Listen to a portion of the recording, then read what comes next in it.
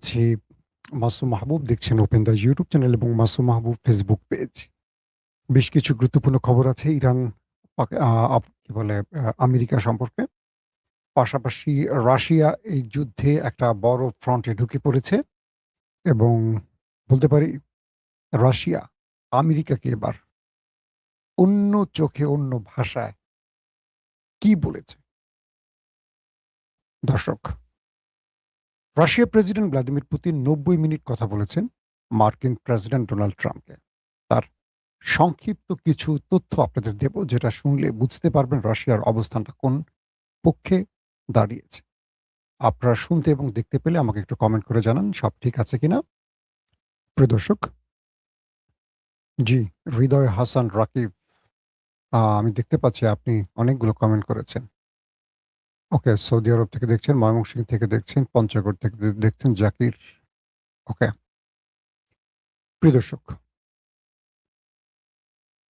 একজন লিখছেন, ভাই ওয়ালাইকুম সালাম। আপনি সালাম দিয়েছেন। আপনি কাউকে তোয়াক্কা না করে সোজা সঠিক বলেন। এজন্য আপনার চ্যানেল সবাই ভালোবাসে। ধন্যবাদ। যারা সত্য ভালোবাসে তাদেরকেই আমি ওপেন দ্য আইস এ ডাকি। কারণ বুঝতেই পারছেন এই চ্যানেলটির নামের মাধ্যমে আমি কি বোঝাতে চেয়েছি। কিশোরগঞ্জ থেকে মামুন সিদ্দিকী। হুম,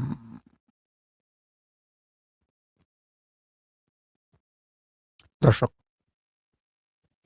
মূল যে খবরটি সেখানে আমি চলে আসছি। উখিয়া কক্সবাজার থেকে ফরিদ আলম, মিশর থেকে জামান। মিশরে আছেন না? কোথায় আছেন মিশরের?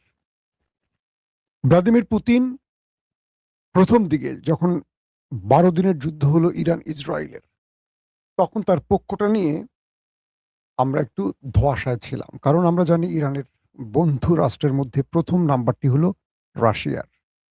তারপরে আমরা হয়তো 2nd সারিতে চিন্তা করি ইরানকে। কিন্তু পুরো ১২ দিনের যুদ্ধে আমরা দেখলাম যে চীন তাদের অত্যাধুনিক প্রযুক্তির মাধ্যমে ইরানকে সাহায্য করলেও রাশিয়াকে ফ্রন্টে আমরা কোথাও দেখিনি। যখন ইরানের ভেতরে ম্যাসিভ আকারে এয়ার স্ট্রাইক চালায় ইসরায়েল, আমেরিকা বা ইসরায়েল, আমরা দেখলাম তাসের ঘরের মতো ইরানের সাজানো গোছানো মসনদ ভেঙে পড়ছে। কিন্তু কোনো প্রতিরক্ষা ব্যবস্থা সঠিকভাবে ইরানকে সেভ করতে পারছে না। তখন আমরা হতাশ হয়েছিলাম যে রাশিয়ার অবস্থানটা আসলে কোথায়? রাশিয়া কেন ইরানকে সাহায্য করছে না? কোথায় S-400? কোথায় S-500? এগুলো প্রশ্ন উঠেছে। কারণ আমরা দুটো দেশের সম্পর্কের ব্যাপারে জানি। যখন দেখেছি ইউক্রেন এবং রাশিয়ার যুদ্ধে ইরান রাশিয়াকে তার সর্বোচ্চ সহযোগিতা করেছে। কিন্তু রাশিয়াকে সেভাবে দেখিনি। এরপর ইরান রাশিয়ার প্রতি তার ক্ষুব্ধ প্রতিক্রিয়া ব্যক্ত করেছে এমন তথ্য আসে। তবে সর্বশেষ যে যুদ্ধটা শুরু হলো ২৮ ফেব্রুয়ারি থেকে ৪০ দিনের যে যুদ্ধটা আমরা দেখলাম, সেখানে আমরা দেখলাম রাশিয়া এবং ইরান একদম ফ্রন্ট লাইনে ইরানের পাশে দাঁড়িয়েছে। সেটার অর্থ আমরা কিভাবে বুঝলাম? দর্শক, আমরা টেলিফোনে কি আলাপ হয়েছে খুবই গুরুত্বপূর্ণ। ট্রাম্পের একেবারে আত্মারাম খাঁচাছাড়া হবার অবস্থা পুতিনের ভাষায়, সেটা আমি বলব। তার আগে প্রেক্ষাপটটা একটু তুলে ধরি। তো ৪০ দিনের যুদ্ধে কয়েকটা তথ্য দিলে সহজে বুঝতে পারবেন। ইরান যখন মার্কিন ঘাঁটিগুলোকে টার্গেট করছে, তখন মার্কিন সেনারা আরবের বিভিন্ন জায়গায় পালিয়ে আশ্রয় নিত। এই তথ্যগুলো ইরানের কাছে থাকার কথা না, কারণ পৃথিবীব্যাপী ইরানের ইন্টেলিজেন্স কাজ করে না। ইরানের ইন্টেলিজেন্স ফোকাসটা হয় মিডল ইস্ট এবং ইসরায়েলে বেশি, আর আমেরিকা কেন্দ্রিক। তো এই পরিস্থিতিতে আরবের কোন ঘাঁটিতে বা কাতার, কুয়েত, জর্দান, বাহরাইন বা আরব আমিরাতের কোন ঘাঁটিতে ইরান হামলা করার পর সেই সেনারা বা তাদের এজেন্টরা পালিয়ে কোথায় গেছে, একেবারে নিখুঁতভাবে তথ্য ইরানের হাতে থাকার কথা না। কিন্তু ইরান অ্যাটাক এমনভাবে চালিয়েছে যে অ্যাটাকের পর আমেরিকা ব্যাপক ক্ষতিগ্রস্ত হয়েছে। আমেরিকার গুরুত্বপূর্ণ সেনা অফিসাররা, গোয়েন্দা অফিসাররা জীবন নিয়ে পালাতে শুরু করেছে। এমনকি তারা আরব ছেড়ে আমেরিকায় পর্যন্ত চলে গেছে। আরবেও তারা ঠাঁই পাচ্ছিল না বা বাঁচতে পারছিল না। তখন আমেরিকার গণমাধ্যম বলছে যে ইরানের পাশে ইন্টেলিজেন্স তথ্য দিয়ে দাঁড়িয়ে গেছে রাশিয়া এবং চীন। একটা তথ্য দিলে সহজে বুঝবেন, সেটা কি? সিআইএর গুরুত্বপূর্ণ ব্যক্তিরা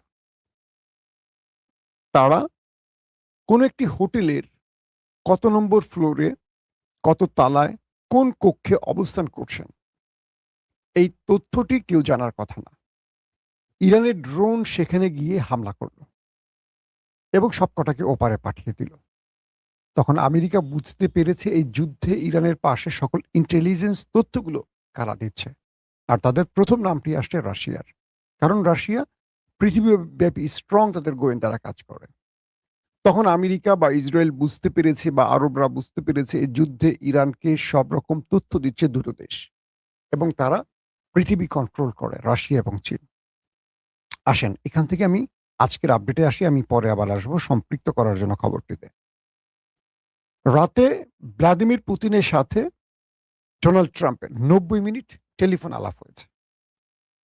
এই 90 মিনিট টেলিফোন আলাপে পুতিন ট্রাম্পকে এক প্রকার শাসিয়েছে, ধমকেছে, বলেছে যে এই সপ্তাহের মধ্যে ইসরায়েলের প্রধানমন্ত্রী নেতানিয়াহু আপনার কাছে আসবে, আপনাকে ম্যানেজ করার জন্য যেন আরেকটা যুদ্ধ আপনি শুরু করেন অথবা তাকে অনুমতি দেন যুদ্ধ শুরু করার। আপনি এই বোকামি করবেন না। আপনি মধ্যপ্রাচ্যে যে পরিমাণ সেনা জড়ো করছেন, হরমুজে যেভাবে ব্লকেট তৈরি করেছেন এবং ইরানে স্থল অভিযানের যে পরিকল্পনা করছেন, এটা আপনার জন্য সবচেয়ে বড় ভুল সিদ্ধান্ত হতে যাচ্ছে। পুতিন বলছেন, মিস্টার ট্রাম্প, আমি রাশিয়া প্রেসিডেন্ট হিসেবে, একজন নেতা হিসেবে, একজন প্রেসিডেন্ট হিসেবে এবং একজন আপনার বন্ধু হিসেবে, আপনারা জানেন যে ডোনাল্ড ট্রাম্পের সাথে রাশিয়া প্রেসিডেন্টের একটা বন্ধুত্বপূর্ণ সম্পর্ক আছে। আপনার একজন বন্ধু হিসেবে বলছি, এটি মার্কিন যুক্তরাষ্ট্রের ইতিহাসে সবচেয়ে বড় ভুল সিদ্ধান্ত হতে যাচ্ছে। কারণ ইরানের প্রস্তুতির ব্যাপারে আপনার কিচ্ছু জানা নেই। আপনি ধোঁয়াশার মধ্যে আছেন, আপনাকে ধোঁয়াশার মধ্যে রেখে ধ্বংস করা হচ্ছে। ভ্লাদিমির পুতিন বলছে যে মার্কিন সেনারা যদি ইরানে স্থল অভিযানে প্রবেশ করে, আমি ধারণা করছি কেউ বেঁচে ফিরতে পারবে না, আর যারা বাঁচবে তারা কেউ মুক্ত থাকবে না, প্রত্যেকে ইরানের হাতে আটকা পড়বে বা গ্রেফতার হয়ে যাবে। এটি মার্কিন যুক্তরাষ্ট্রের জন্য সবচেয়ে বড় বিপদ হবে, নাম্বার ওয়ান। নাম্বার টু, তিনি বলছেন যে মুস্তফা খামিনি আমাকে চিঠি পাঠিয়েছে গত সপ্তাহে। সেই চিঠির যে ভাষা, সেই ভাষার দুটো অক্ষর আপনাকে বলি, সেটি হলো, ইরান আমেরিকার কাছে এক তিল পরিমাণ নত হতে প্রস্তুত নয়, তারা লড়াই করতে প্রস্তুত। তার মানে তারা লড়াইয়ের মানসিকতা নিয়ে দাঁড়িয়ে আছে, আপনি তাদেরকে কিভাবে পরাজিত করবেন। পাশাপাশি তিনি বলছেন যে এবার ইরানের পাশে রাশিয়া থাকবে, শেষ দিন পর্যন্ত রাশিয়া ইরানের পক্ষে থাকবে, এটাও আপনাকে মাথায় রাখতে হবে। রাশিয়া প্রেসিডেন্ট বলছেন, মিস্টার ট্রাম্প, মাই ফ্রেন্ড, আপনি মধ্যপ্রাচ্যে যে শুরুটা করতে যাচ্ছেন যুদ্ধের নতুন করে, আপনি কল্পনা করতে পারেন না আপনার জন্য এবং আপনার মিত্রদের জন্য কি ভয়ঙ্কর পরিণতি ডেকে আনবে ইরান। তারা যে প্রস্তুতি নিচ্ছে, পুরো গালফকে এবার পুড়িয়ে শেষ করে ফেলবে।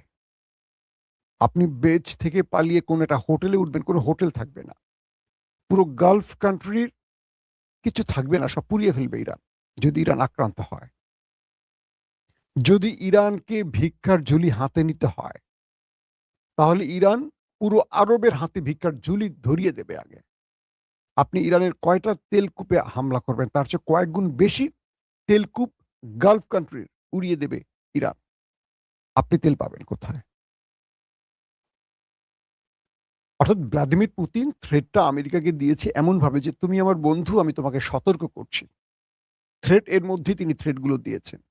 আমরা আমাদের বন্ধুকে বলি না, দোস্ত অমুকের সাথে লড়িস না, অমুক কিন্তু হ্যাভি ভাবে প্রস্তুতি নিছে তোর বিরুদ্ধে, খায়া ফেলাবে তোর। টাইপটা হলো এরকম। ভ্লাদিমির পুতিন বলছেন, ইরান তার জীবনের সবচেয়ে বড় লড়াইটা না, ইরান তার জীবনের না, ইরান তার ভূমির 1 ইঞ্চি মাটি যেমন ছাড়বে না, তার শেষ রক্ত দিয়ে লড়াইটা চালাবে। তার কোটি কোটি জনগণ এবার সেনাবাহিনীর রূপ ধারণ করছে, অর্থাৎ তাদের যে সেনাবাহিনীর সংখ্যা এটা ভুলে যান। ৩ কোটি মানুষ তারা লড়াই করতে মাঠে নামবেন ৯ কোটি মানুষের মধ্যে। এই জাতিকে আপনি হারাবেন কি করে?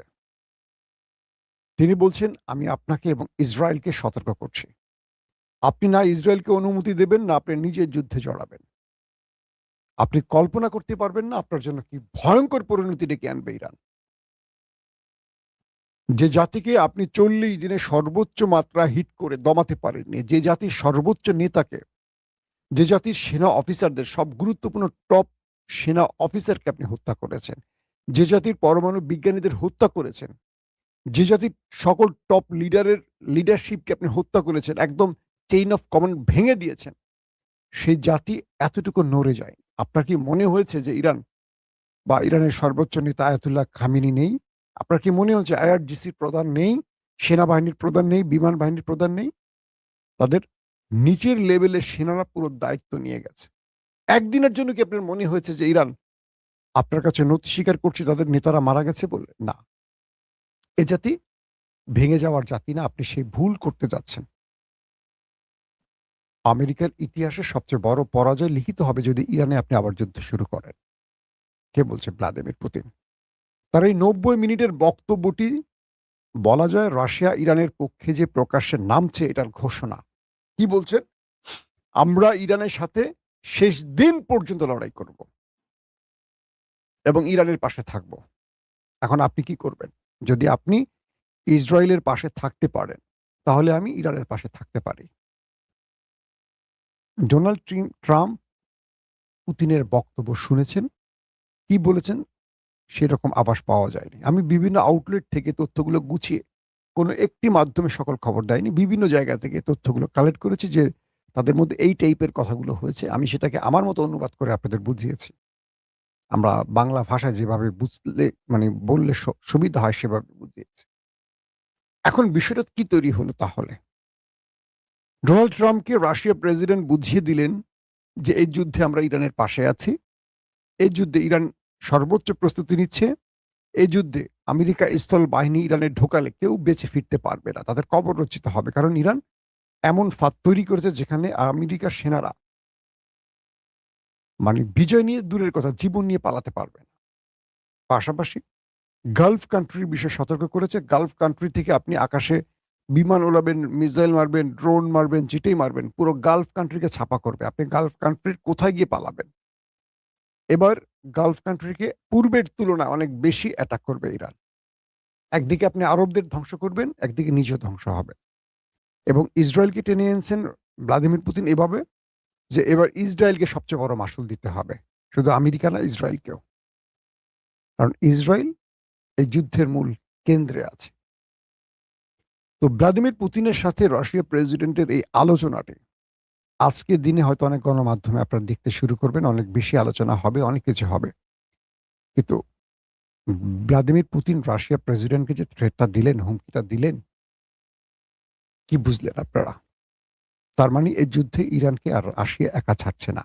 কারণ তার উপরে ১২ দিনের যুদ্ধের অনেক অভিযোগ আছে যে ইরানকে সাহায্য করেনি। এবার রাশিয়া ফ্রন্ট লাইনে নামছে। তার সাথে আছে নিম্নিম আরেক বন্ধু চীন। কোনো কথা বলে না। একেবারে শুধু বাণিজ্যিক সম্পর্কের বাইরে কোনো কথাই চীন বলে না।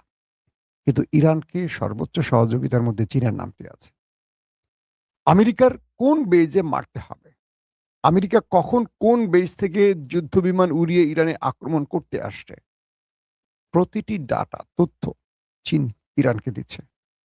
পাশাপাশি ইসরায়েল থেকে কোন মিসাইলটা কোন বিমানটি কোন মিসাইল বহন করে ইরানের কোন শহরে আসছে ধেয়ে এটিও চীন ইরানকে দিয়ে দিয়েছে।